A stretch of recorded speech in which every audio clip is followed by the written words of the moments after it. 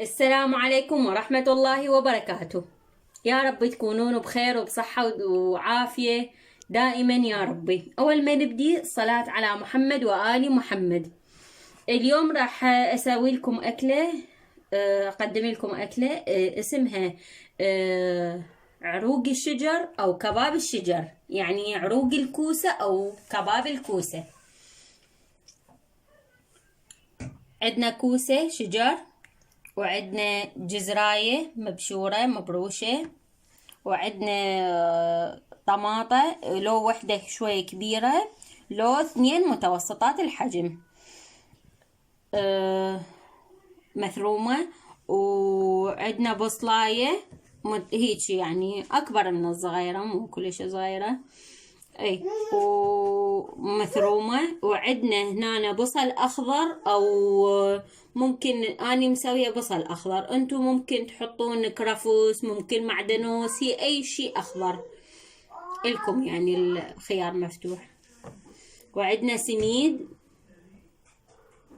تقريبا في 3 خواشيق او 4 خواشيق، واذا احتاجينا نحط اكثر طبعا حسب حاجتنا. وكركم وكاري، هذا أنا عندي هندي شوية يصير حار، وشوية فلفل أسود وملح. هسه راح أبرش الشجر الكوسة وأرجع لكم. بنات خليت خاشوقة دهن من هذا دهن الدار، أو تخلون زيت هم عادي ماكو مشكلة. وراح ويا الشجر حطيت البصل،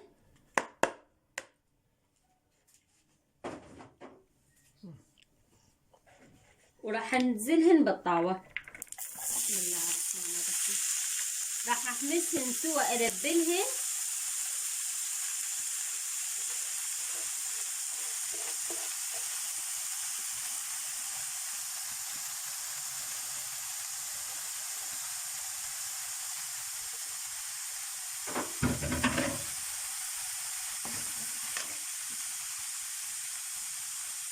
لانه بنات هاي الاكله اذا سويتوها لاولادكم والهاي، حتى اللي ما يحب الشجر راح ياكل الشجر. هاي الطريقه كلش طيبه، جربوها وما تندمون.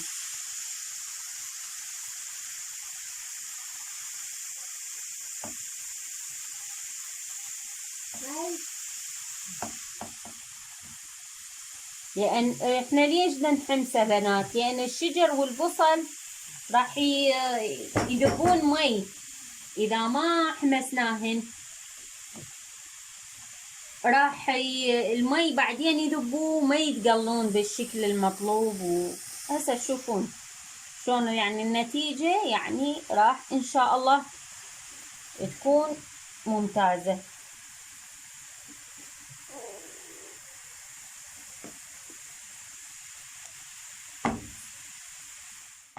وبنات شلون دا ينزل مايه، شوفوا بنات شلون دا ينزل مايه، باعوا هي عزلته حتى دا اراويكم. شوفوا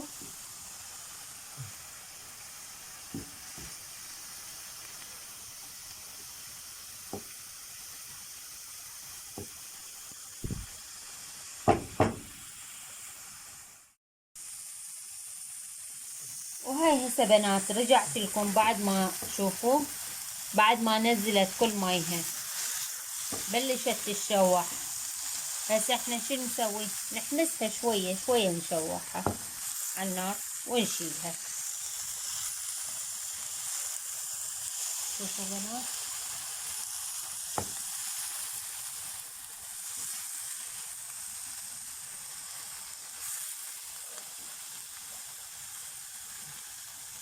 هسه نخليها، وبعد ما نشيلها من على النار نخليها فد شغلة فد دقيقتين 3 بس تدفى، ويطلع من هذا الحرارة الزايدة الهواية، بس تدفى ونرجع لكم. رجعت لكم بنات من بعد ما شنو خلينا. شوفوا ما اقولكم برد بس دفى، صار هسه دافي. ماشي بنات. ايش راح نسوي؟ نحط عليه الكاريات. شوفوا نزلها.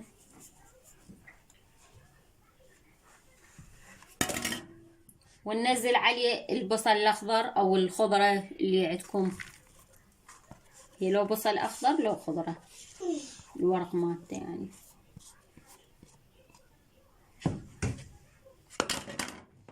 وننزل عليه الطماطة.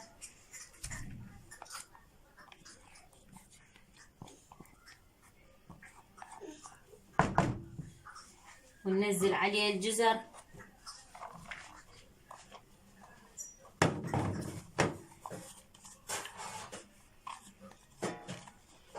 بنات اني الجزر طبعا اختياري، اذا انتم مو حابين تضيفوه لا تضيفوه، اني خليته على مود يصير لون بالاكله وينطيها للاكله، وبنفس الوقت قيمه غذائيه ينطي للاكله. والسميد بنات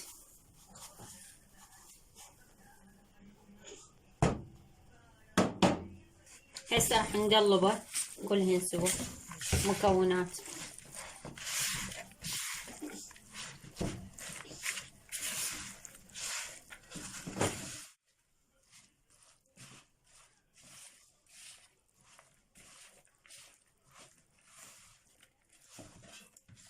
والله شكلي يا بنات يمكن راح احتاج السميد، لو ما احتاج خلي اشوف، اقلب واشوف.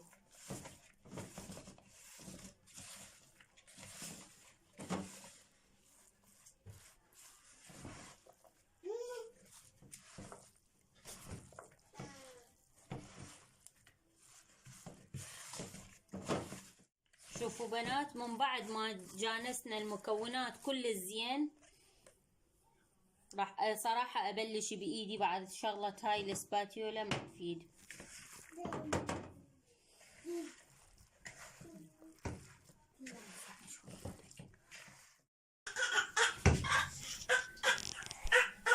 شوفوا بنات هسه راح اخلي بعد عليه سميد.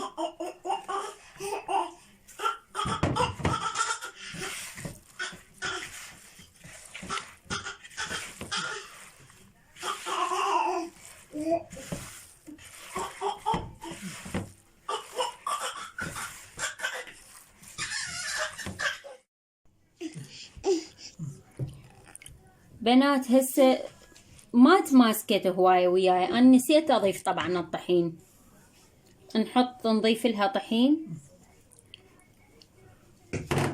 ونقلبه نعجنها.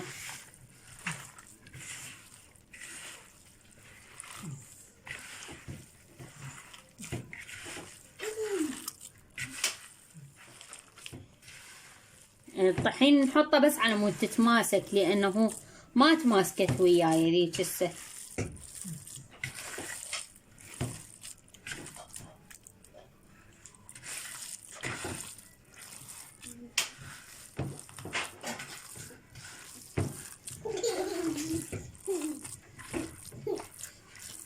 نشوفها هسه نجربها اذا تماسكت. اي ما شاء الله ممتازة صارت.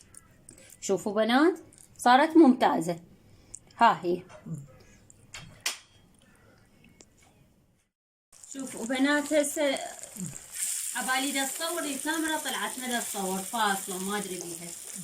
شوفوا بنات هسه قرصته هالشكل وخليته بالطاوة دا اقلي. انتو تقدرون شو تسوون بنات؟ تقرصوه تدهنون صينية وتقرصوهن وتصفطوهن ديا وتدخلوها بالفرن او تبسي. زين بنات، وتشووها شوي تقدرون، وتدهنون ذني الاقراص بالزيت زين، وتدخلوها الفرن شويه وتطلعوها يكون مستويه مشويه وياكم. تردونها هالشكل على مود بطريقه صحيه، واللي يحب لا والله يقليها هالشكل مثلي.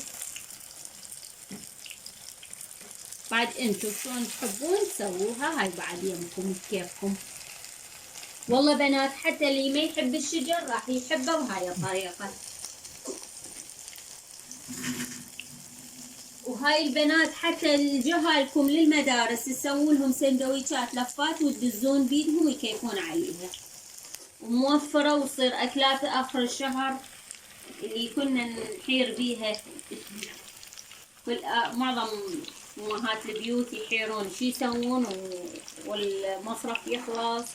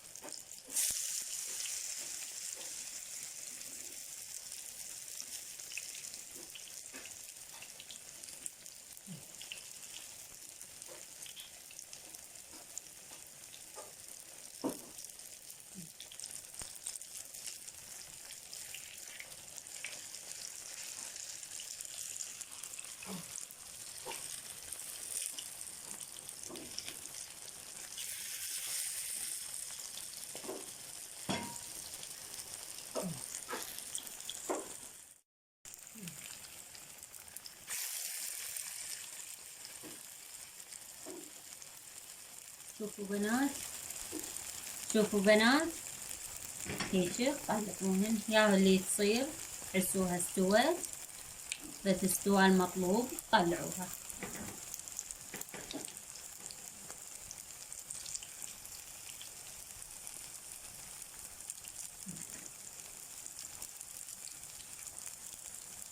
بنات اقترحوا علي شنو حابين اسوي لكم فيديوهات، شنو الاكلات اللي حابين اسويها، بعيني ما اقصر لكم، ما اقصر وياكم.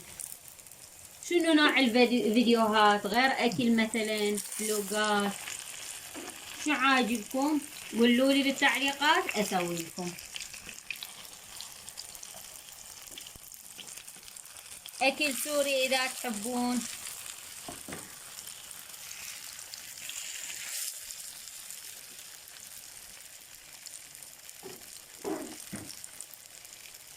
هم اسوي لكم اي شيء تحبون قولوا لي اسوي لكم.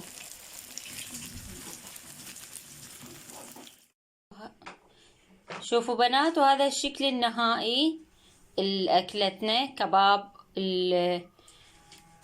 الشجر او كباب الكوسة وعروق الكوسة او